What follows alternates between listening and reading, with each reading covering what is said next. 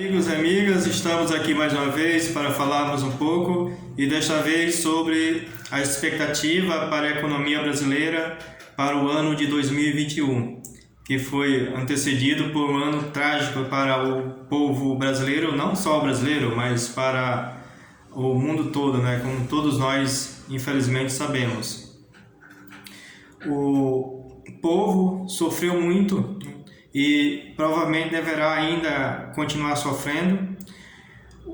A ação ou as ações do governo juntamente com o Congresso, evidentemente temos que reconhecer, levaram a um pouco da diminuição desse sofrimento, principalmente relacionado à ajuda do auxílio emergencial, que foram disponibilizados cerca de 140 bilhões de reais, que foi entregue para a população, principalmente as mais vulneráveis.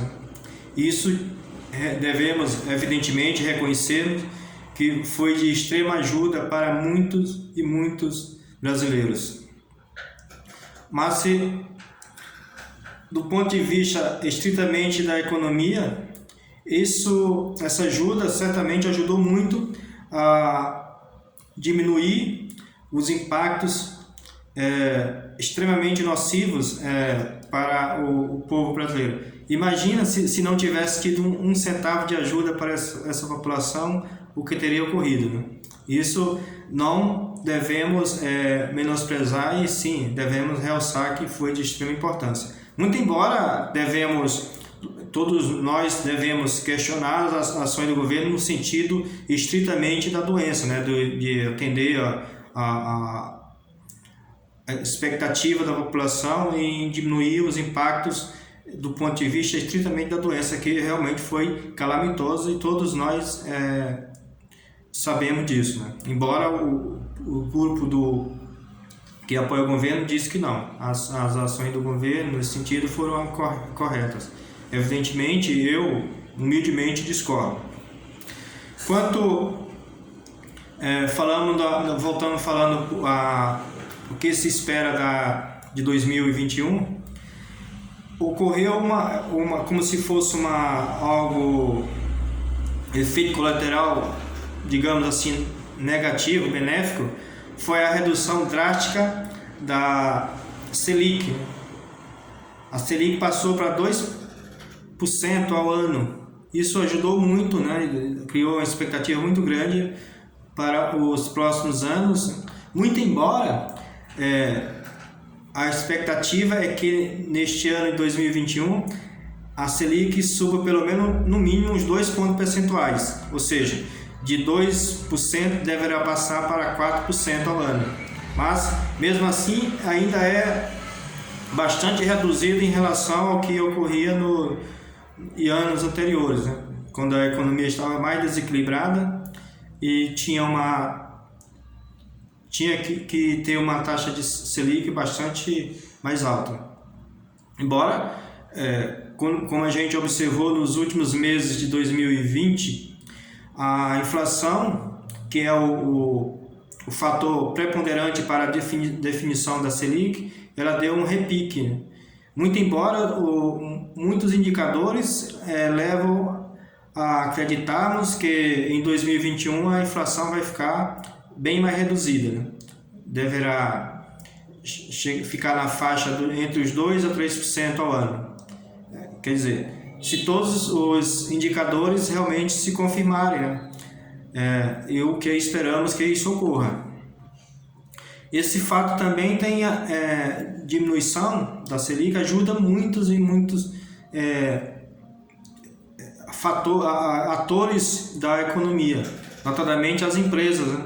Que facilitam mais e tem mais respaldo nos seus investimentos, né? Com possibilidade de ter ganhos relativos ao que se investiria no mercado financeiro. Então, há muitas pessoas, muitos investidores que ao invés de aplicar na renda fixa, ou vão direto para a bolsa, né? Ou então já aplicam diretamente nas próprias empresas, diretamente. Isso ocorre muito com os proprietário de empresa que já tem empresa e às vezes ele tem a opção de investir na empresa ou então com a possibilidade no mercado financeiro maior, em vez de ele investir na empresa, comprar máquinas, equipamentos, etc., eles aplicam no mercado financeiro e que passam a ganhar mais. Com a taxa Selic baixa, a possibilidade das empresas investirem em projetos de expansão ou de aumento de produção é muito mais favorável. Para alguns indicadores, por exemplo, um indicador que subiu muito, que não é exatamente, faz parte da meta da inflação, que é o IPCA, mas é um indicador muito influenciador do próprio IPCA, que é o IGPM, que deve fechar o ano de 2020 acima de 24%, né? 24%. Quando a gente viu falar nessa inflação desse nível. Mas todos os fatores nos indicam que ele vai diminuir drasticamente nesse ano de 2021. Então, é uma boa expectativa, né? Isso significa que um dado muito importante é que não teremos um aumento significativo muito forte no desemprego. Muito embora, esse é um ponto preponderante, que, como eu falei no início, um fator muito importante para que a economia não degringolasse, não chegasse ao colapso e tivesse uma queda bastante suave, relativamente falando, né? Lógico, porque a economia deve cair em 2020 entre 4% e 5%, deve ficar por aí. Se não tivesse a ajuda emergencial, que foi aprovada pelo Congresso Nacional, certamente essa taxa seria muito, muito superior. Provavelmente chegando próximo a 10% ou até mais. 10% ao ano. Isso para considerarmos que em 2021 não teremos ajuda emergencial. E a economia não vai dar, evidentemente, a resposta imediata.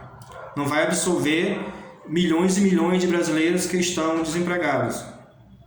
E isso pode levar à redução ou à diminuição drástica da velocidade com que a economia poderá crescer. Muitos especialistas no assunto estão estimando que a economia brasileira deve crescer entre 3% e 4% em 2021. Dada essa condição do corte, da não existência mais da ajuda emergencial, que foi fundamental para alavancar a economia em várias regiões do nosso país, e outro fator importante que derivado desses gastos do governo e também de outras coisas também, o governo federal está diante de um déficit monstruoso, né? E consequentemente de um aumento significativo na sua dívida pública. E isso nos leva a acreditar, né? E que teremos muita dificuldade para que a economia cresça de forma sustentável em 2021 e consequentemente para os anos seguintes. Então, o governo e a sociedade brasileira terá um grande desafio em 2021 para que tenhamos uma economia crescente com diminuição da sua taxa de desemprego e com inflação baixa. Estes são os grandes desafios que a sociedade brasileira enfrentará em 2021 diante desses fatores que eu descrevi agora há pouco. Então, devemos esperar um ano de 2021, evidentemente, melhor do que 2020. Entretanto, os desafios são enormes. as dificuldades ainda serão enormes, mesmo porque a doença ainda não está debelada. Ela ainda está forte na nossa sociedade, está matando milhares e milhares de pessoas. Muito embora, provavelmente no início de 2021, provavelmente fevereiro ou março, já terá início a aplicação das vacinas. Entretanto, para que toda a população esteja totalmente vacinada, deverá ser somente em 2022, ou final, no máximo, no mínimo final de 2020, no final de 2021. Então, muita gente ainda terá o efeito dessa doença, tanto do ponto de vista da própria doença, como do ponto de vista econômico. Então, amigos e amigas, é isso. Espero que você tenha gostado. Critique, deixe a sua opinião, fale o que você acha se nós vamos crescer ou não bastante em 2021, se o povo brasileiro vai ficar muito melhor do que 2020, e deixe seu comentário. E não se esqueça de se inscrever. Um abraço!